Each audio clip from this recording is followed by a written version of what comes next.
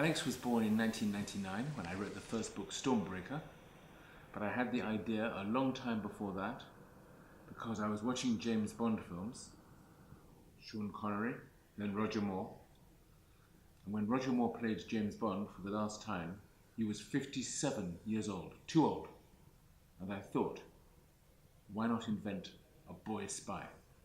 And that was the light bulb moment that Alex was born. And since then, correctly, you say there have been 12 books. I've been working with him for 16 years. And you ask me how I feel about him. Sometimes I think it's unfair. In 16 years, he's only got 1 year older. But I've got 16 years older. So I'm jealous of him. He's had all these adventures, and I've been sitting by myself in a room. So sometimes I'm jealous of him, but of course I like him. Alex Rider changed my life.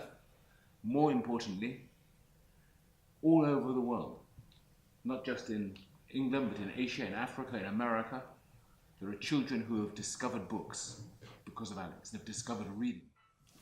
When I was a boy, my first love was Tintin, because I wasn't very clever, and I loved books with pictures and adventures and humor, and the main character is a writer, and I wanted to be a writer, so I wanted to be like Tintin, and I wanted to go to all the places in the world that Tintin has been to, which I have done. Except for one. I never got to the moon. But that's where I started. Then I read adventure stories by a man called Willard Price. Then I read Sherlock Holmes. And then I read James Bond. I'm trying to write very original, exciting, modern, enjoyable adventures and original adventures, even if I'm using old characters. But what was it like to write Sherlock Holmes? Sherlock Holmes is a great love of mine, and he's one of the greatest characters in world fiction. More than that, Sherlock Holmes and Dr. Watson have without doubt the greatest friendship in all literature. And to be allowed by the Arthur Conan Doyle estate to go and live in 221B Baker Street in London with Sherlock Holmes, with Watson as a writer, was a fantastic experience. I loved it. And I wrote 2 books, first of all, The House of Silk, then Moriarty. And I will do one more, a third, one day. I enjoyed every minute of it. Well, I've traveled all over the world. I've climbed very high places, cranes and buildings. But I think the most interesting was for my most recent book, The Sentence is Death, which was published just this year, or last year rather. And for that I went potholing, caving, underground in Yorkshire. Very narrow, little natural passages, 20 meters underground. So you're crawling, and it's very low and very narrow and pitch dark, you can't see anything. So, and I'm quite claustrophobic. So for me, that was quite exciting. Also, for the next Alex Rider book, I was very pleased. I went into St. Paul's Cathedral in London, but not where the tourists go, but right up onto the very dome, onto the top of the dome. And that was amazing, to live in London and to have the privilege of visiting this extraordinary, you know this cathedral, it's the most iconic cathedral in London. And the dome, everybody knows the dome of St. Paul's. To stand on that and to see London, that was fantastic. A long time ago, I was bored, it was raining, I wrote a children's story. And that's what happened. It may be because my own childhood was not very satisfactory. I was not a happy child. And maybe at the beginning of my writing, I needed to fill the hole of my own childhood. But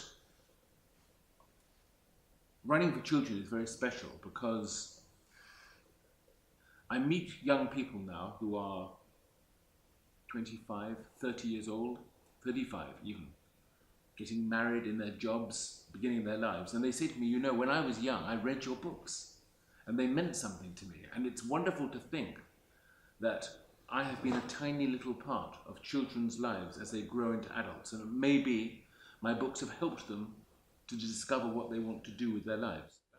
I will read history books, I will visit places, I will try. The most important thing is immersion, that single word, immersion. I try to immerse myself. I go to a cathedral or to a medieval village or to an Elizabethan house, and I try to imagine life there. I read books, so I know the facts, but actually it's more about feelings, about, you know, there are things you don't get in books, like what did it smell like in London in the 17th century? I wrote a book, The Devil and His Boy, which is set then. And to me, it wasn't just about what the place looked like. It was how it felt, how it smelt, how you lived, what you ate, all these things, what you felt. Were you happy? How did people react to each other? All these different things. And for that, it's a question of immersion. Before I start writing the book, I plot very carefully. And I know 70% of what will happen in the book, at least. Structure to me is important, but at the same time, while I'm writing, I'm thinking, I'm making things up. I'm planning it at the same time. So here, again, little plans to keep what I'm doing going. And again, here. So even as I write, I'm also planning. Writing for me is a passion. I cannot sit down and write books unless I am driven and want to write them. Every book is the same, and it's not changed since the first book I wrote 35 years ago. I love writing, so I relish them all the same. If I don't, something's gone wrong.